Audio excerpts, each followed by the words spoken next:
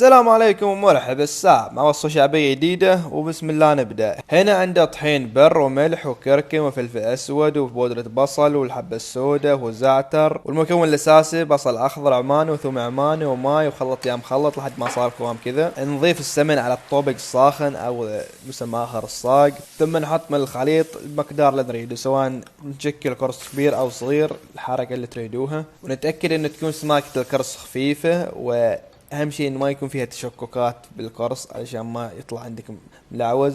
اهم شيء رشة سمن فوقه، ثم نقلبه. نسوي لنا 20 قرص، 30 40 50 في الحجر المنزلي، جوع بعد الشر. المهم اخيرا مع التقديم مع رشة سمن، اهم شيء السمن. والعسل يكون اختيار، انا حطيت له عسل برا من عسل دار، يعطي طعم رهيب، سواء حبيتوا تاكلوا مع العسل او بدونه، الخيارين لذيذين جدا. و500 ألف. السلام عليكم، وصفة بريانة حيدرابادي بالطريقة الأصلية، وبسم الله نبدأ. هنا عندي دجاجة كاملة، حطيت عليها روب وليمون وثوم وزنجبيل أخضر زائد كركم وفلفل أحمر وبابريكا وكمون، وخلط يا مخلط، وعلى القدر لمدة ربع ساعة على نار متوسطة. ثم أضيف البقدونس والنعناع والكزبرة والبصل المقلي، ثم أحط الرنز المطبوخ نص استواء في الطبقة الأولى، ثم أكرر مرة ثانية بقدونس ونعناع وكزبرة وبصل مقلي، فوقهم الطبقة الثانية من الرز، وأخيرا رشة حليب بالزعفران اللي هو سر الطعم والسمن دار، واضغط على الرز زين، ثم اضيف البصل المقلي اخر شيء زائد رشة مكسرات، واغطي عليهم لمدة ساعة وربع على نار خفيفة جدا، ولحد ما يجهز البريان. هنا جهز سلطة الروب، هي عبارة عن روب وملح وفلفل وبقدونس وبصل اخضر وثوم وخلط يا مخلط. وشوف البريان بعد ساعة وربع ما شاء الله نثري، ما تقول غير انه نفاف ما شاء الله. واخيرا زين صحنا بالبصل المقلي والبقدونس وخبز البور الهندي اللي هو لازم عند البريان حيدرابادي، و30 مليون عافية. السلام عليكم ومرحبا الساعة. أنا عندي صدور دجاج، قطعتهم قطع ستريبس، قطع طويلة ورفيعة، ثم غسلتهم زين وبهرتهم بلبن وأعشاب وملح وفلفل أسود وبودرة ثوم وبودرة بصل وبابريكا، وخلط يا مخلط وخليتهم يرتاحوا شوية. ثاني عندي طحين ونفس البهارات اللي حطيتهم في الدجاج زائد نشا، وخلطتهم. ثم قطع الدجاج وغمستهم في الطحين، والمفترض ان اخليهم في الثلاجة ربع ساعة عشان يتماسك الطحين، بس الجوع كافر وما فينا صبر ومستعجلين على الاكل، على طول قليتهم على نار وسط علشان ما يحترق الطبقة اللي برا وما تنضج من داخل. وخلاص من ينضج هني عندي حركة مهمة ضروري، من اطلع ستربس من الزيت اخليهم في وعاء مكشوف علشان ينشف الزيت تماما، ثم على صحة التقديم مع بطاطس والحركات اللي تريدونها والصوص الرهيب اللي بكتب تفاصيله تحت. واستمتعوا باحلى ستريبس من غوي ما تقول غير انه ستريبس، ومليون عافية عليكم.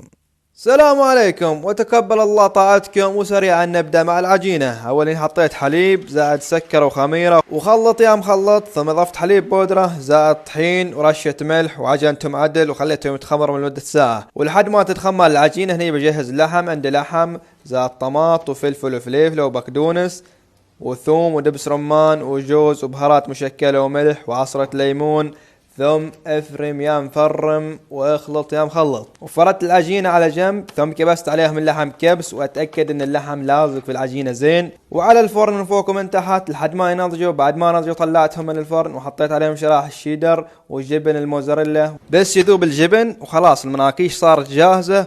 وهنا سأسكت قليلا واستمتع يا عزيز المشاهد بالمنظر أمامك. طبعا الحركة هذه سويتها للشو فقط، عجبني الجبن المطماطي، ولا أن أصل مناقيش نفس هذا، بس قطعتهم قطع صغار عشان يكفي الجميع، ومليون. السلام عليكم ومساء الخير مع ألذ وأسرع كبسة ممكن تسويها، كبسة الروبيان. وعلى السريع وفي ماعون أحط سمن وبهارات حبة وفلفل أخضر وتقليبه على السريع لحد ما تفوح الريحة في البيت كله. عقب أحط عودين ورق كاري فريش لا أعتبره هو سر الطعم، ثم البصل والثوم وخلط يا مخلط مع اضافة شوية زبيب وتقليبتين على السريع لحد ما يصير اللون كذا، ثم اضيف الربيان وعلى طول فوقهم البهارات مشكلة وملح. طبعا البهارات اختيارية لكن انا ما استغنى عن بهار الكاري، ثم اضيف الكزبرة والبقدونس، وعلى طول اضيف الرنز او الرز او العيش المسمى اللي تحبوه، ثم على طول فوق الماي اغطي عليه بمقدار سانتي فقط، واخليه على نار عالي جدا لحد ما تظهر حبة العيش، ثم اغطى عليه وعلى نار هادية جدا لمدة 3 ساعة. وشوف كيف اللعبة. والذ حاجة لما تسوي كبسة هي الحراقة اللي تحت، تحس انك تكرم قاشة من حالاتها.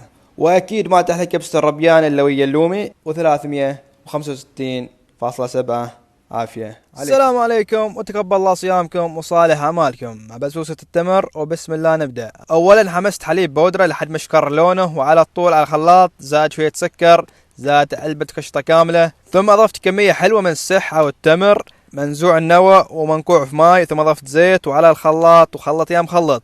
في وعاء ثاني حطيت سميد وقفشة من بيكنج بودر والقرفة، طبعا القرفة اختيارية، ثم أضفت السائل اللي خلطته قبل وخلط يا مخلط. وقبل ما أضيف الخليط على صينية الفرن دهنت الصينية بشوية طحينية، ثم حطيت الخليط على الصينية وعلى الفرن، أول شيء من تحت ربع ساعة ثم من فوق 10 دقايق.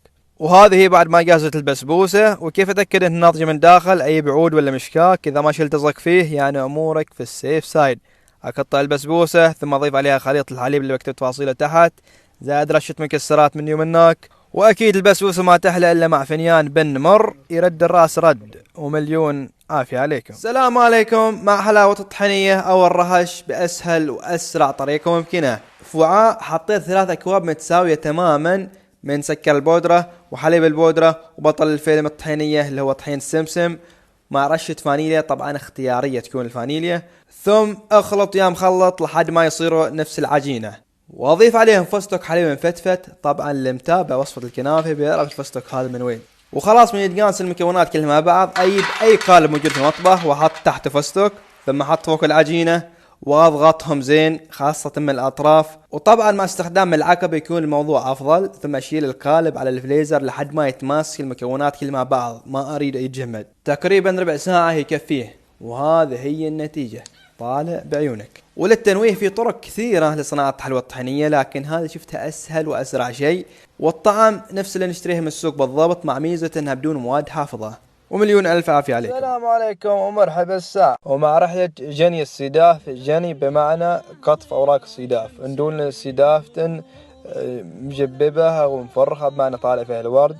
ولا ننسى نبتة الحماض اللي بعد الأمطار ما شاء الله موجودة بكثرة. وهذا هو السداف بعد ما نظفناه وغسلناه عدل ونشفناه، ناخذ شوي منه ندقه بحصاء أو حجر أو الشيء المتوفر عندكم. نهاية التتبيلة حطيت ملح وفلفل وزعتر وسنوت وثوم وسمن دار، آخر شيء عصرة ليمون، وخلط يا مخلط.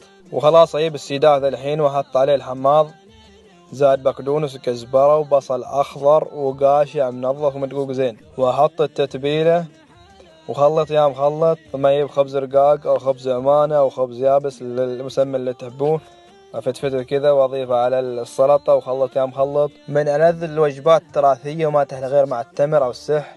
ومليون ألف عافية عليكم.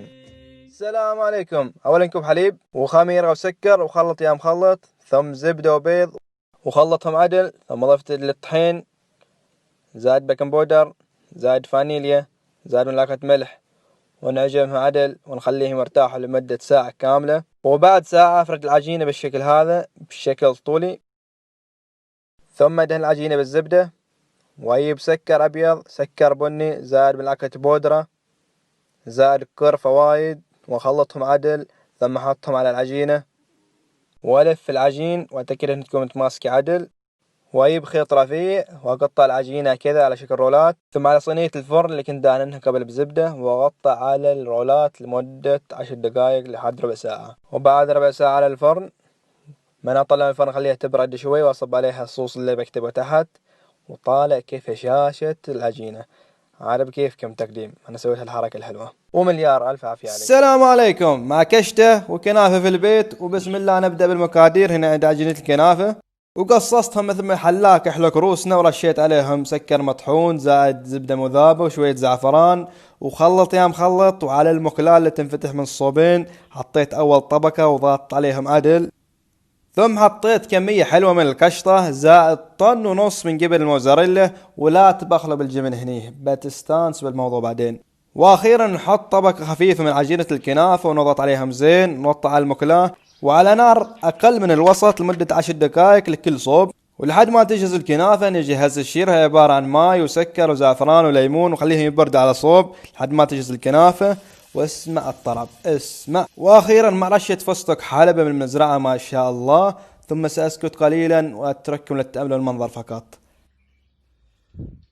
صح نسينا القهوة لا تنسوها، ومليون عافية عليكم. السلام عليكم. مع بيتزا فريدة بنوعها ولذيذة بطعمها. والسريع على المقادير العجينة، هني عندي ملعقة خميرة وكوب ماء وخلطتهم، ثم أضفت 3 أكواب طحين وملعقة بيكنج بودر وملح ورشة جبن مرمزان وشوية زيت، ثم رجعت ماي الخميرة زائد كوب ماي زيادة وعجن يا معجن وخليه مرتاح لمدة ساعة. وكالعادة الصوص المعتمد انه هو عبارة عن زبدة وثوم و4 حبات طماطم مكشرات زائد اكليل جبل اورجيانو بودرة ثوم وبصل وشوية ملح وفلفل احمر، وخلط يا مخلط وصار الصوص جاهز. وبعد مرور ساعة وعلى صينية الفرن حطيت ورق زبدة، رشيت شوية سميد وحطيت العجينة فوقهم ورشة زيت زيتون، وحطيت الصوص البيتزا اللي سويته طبعا بعد ما برد، وجبت كل الاجبان اللي في الثلاجة وحطيتهم فوق البيتزا. واكيد ما ننسى الفليفلة، وهني حطينا بطل الفيلم اللي هو الكاشة. وفي ملحوظ مهم عن الكاشة بكتب تفاصيله تحت. وعلى الفرن لأعلى درجة لمدة ربع ساعة والبيتزا صارت جاهزة. واخيرا رشة حلوة من الصوص الرهيب اللي بكتب تفاصيله تحت. طبعا البيتزا هذه يبالها ملكية فكرية لكمية اللذاذ اللي فيها، ومليونين عافية عليكم.